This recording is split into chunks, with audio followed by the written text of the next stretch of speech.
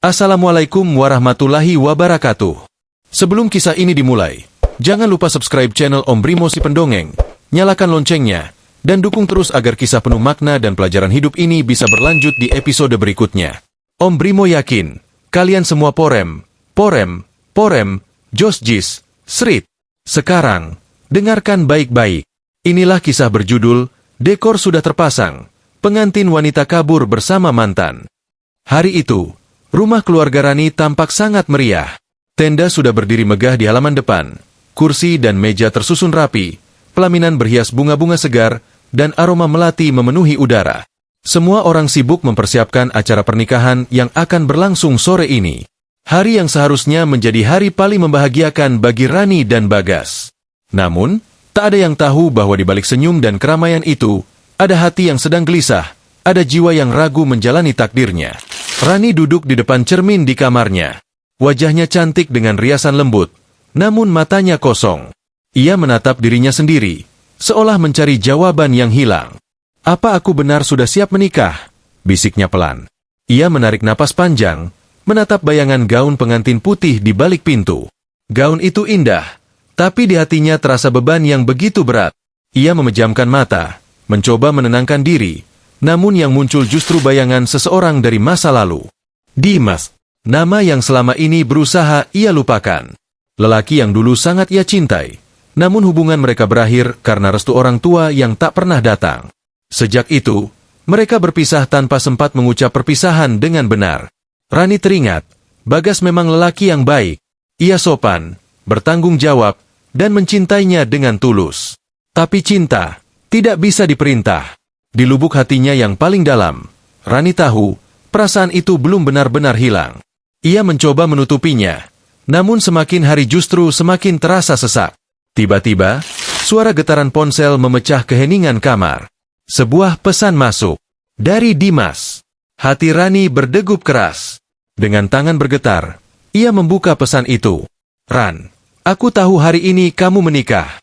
Aku tidak datang untuk mengacau. Aku cuma ingin lihat kamu bahagia. Tapi kalau hatimu masih tersiksa, kalau kamu menikah hanya demi orang lain, aku ada di belakang rumah. Aku cuma ingin bicara sebentar." Rani menatap pesan itu lama sekali. Ia tahu, hanya dengan membuka pintu belakang rumah, segalanya bisa berubah. Ia berjalan pelan ke jendela, menyingkap tirai, dan di sana, berdiri sosok yang selama ini menghantui pikirannya. Dimas. Wajahnya tampak lelah, tapi tatapannya masih sama seperti dulu, hangat dan tulus. Air mata Rani menetes tanpa sadar. Ia menatap cermin sekali lagi, lalu menunduk. Dalam sekejap, ia melepaskan sebagian perhiasan yang menempel di tubuhnya, mengambil jaket, dan membuka pintu belakang dengan hati yang penuh gejolak. Langkahnya cepat, tapi gundah. Dan ketika ia sampai di depan Dimas, dunia seolah berhenti berputar. "Mas." Rani menatap Dimas dengan mata berkaca-kaca. Dimas menatapnya balik, suaranya serak. "Ran, apa kamu yakin dengan keputusan ini?" Rani menggeleng lemah. "Aku nggak tahu, Mas. Aku takut. Semua orang menunggu aku di sana. Tapi, hatiku nggak bisa. Aku nggak bisa berpura-pura mencintai orang lain." Dimas menarik napas dalam. "Kalau begitu, ikut aku. Aku nggak mau kamu hidup menderita. Cinta yang dipaksakan hanya akan membuat luka baru. Kalau hatimu masih untukku, ayo kita pergi." Air mata Rani mengalir deras. Ia menatap ke arah rumahnya yang penuh tenda dan tamu, lalu menatap Dimas lagi. "Aku nggak tahu apa yang akan terjadi nanti, Mas. Tapi aku tahu, aku nggak bisa berdiri di pelaminan itu tanpa rasa cinta." Dimas mengangguk. "Aku janji, Ran. Aku nggak punya apa-apa selain niat untuk membuatmu bahagia." Rani pun akhirnya melangkah. Mereka naik motor pelan-pelan, menjauh dari rumah itu. Suara mesin motor berpadu dengan detak jantungnya yang berdebar. Rani menoleh sekali lagi ke arah rumahnya. Di sana, musik pernikahan mulai diputar. Tapi ia sudah pergi, membawa hatinya sendiri yang selama ini tertinggal di masa lalu. Sementara itu, di rumah, suasana mulai berubah. Ibu Rani sibuk memeriksa persiapan. Para tamu sudah berdatangan. "Iya, taruh kue di sana. Pengantin sebentar lagi keluar," katanya. Namun menit demi menit berlalu, Rani tak kunjung muncul. Bagas, yang duduk di kursi tamu kehormatan, mulai gelisah. "Ibu, Rani sudah siap belum?" Ibu Rani tersenyum gugup. "Sebentar, Nak. Mungkin masih dirias." Ia berjalan cepat menuju kamar Rani, mengetuk pintu beberapa kali. "Rani, Nak, kamu di dalam?" Tak ada jawaban. Ketukan semakin keras. Hingga akhirnya pintu didorong pelan. Dan saat pintu terbuka, kamar itu kosong. Gaun pengantin tergantung rapi, tapi tak ada Rani di sana. Panik melanda. Ibu Rani berlari ke halaman belakang. Seorang tetangga berbisik pelan, "Bu, tadi saya lihat Rani naik motor sama laki-laki." Ibu Rani menatap tajam. "Laki-laki siapa?"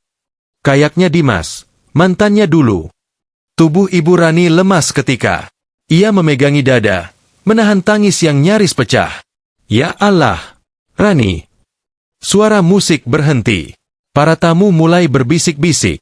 Bagas bangkit dari duduknya, bingung dengan semua yang terjadi. "Rani kemana, Bu?" Air mata Ibu Rani tak tertahan lagi. Dia pergi, Nak. Pergi sama mantannya." Semua mata tertuju pada Bagas. Suasana mendadak hening. Hanya terdengar suara angin yang menerpa kain tenda. Bagas memejamkan mata lama sekali. "Saya mengerti, Bu. Kalau dia pergi, berarti memang bukan untuk saya. Saya ikhlas." Ibu Rani menangis terseduh-seduh. "Maafkan kami, Nak. Kami benar-benar tidak tahu akan begini." Bagas hanya menunduk. "Tidak apa, Bu. Saya mencintai dia. Tapi kalau dia lebih bahagia dengan orang lain, saya harus rela. Lebih baik dia jujur sekarang daripada nanti menyesal seumur hidup." Hari itu, pesta pernikahan berubah menjadi duka. Pelaminan indah berdiri tanpa pengantin. Dekorasi yang megah menjadi saksi bisu tentang cinta yang tak sampai. Para tamu satu persatu pulang dengan rasa iba, meninggalkan Bagas yang duduk sendirian di kursi pengantin. Sementara itu, di tempat lain, Rani dan Dimas berhenti di sebuah danau kecil di pinggiran kota. Tempat mereka dulu sering menghabiskan waktu bersama. Angin sore bertiup lembut, memantulkan bayangan langit di permukaan air. Rani menatap danau itu lama sekali. "Mas, aku takut. Aku nggak tahu bagaimana orang akan melihat kita nanti." Dimas menggenggam tangannya. "Biarkan orang bicara, Ran. Mereka tidak tahu apa yang kamu rasakan. Hidup ini cuma sekali. Jangan habiskan dengan berpura-pura bahagia." Rani menunduk, menangis pelan. "Aku cuma mau tenang. Aku nggak mau menyakiti siapapun." "Kadang, kejujuran memang menyakitkan," kata Dimas. "Tapi dari kejujuran itu, kita bisa memulai hidup yang baru." Keesokan harinya, berita tentang Rani menyebar cepat. Ada yang mencibir, ada yang mengasihani, ada pula yang mencela. Namun di balik semua itu, hanya Rani yang tahu apa yang sebenarnya ia rasakan. Ia tahu ia telah melukai banyak orang, tapi ia juga tahu kebahagiaan tidak bisa dibangun di atas kebohongan.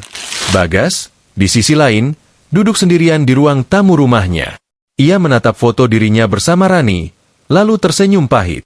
"Aku nggak marah," ucapnya pelan. "Aku cuma kecewa karena cinta yang kuberi tidak cukup membuatnya bahagia. Tapi mungkin ini jalan yang terbaik. Aku akan belajar ikhlas."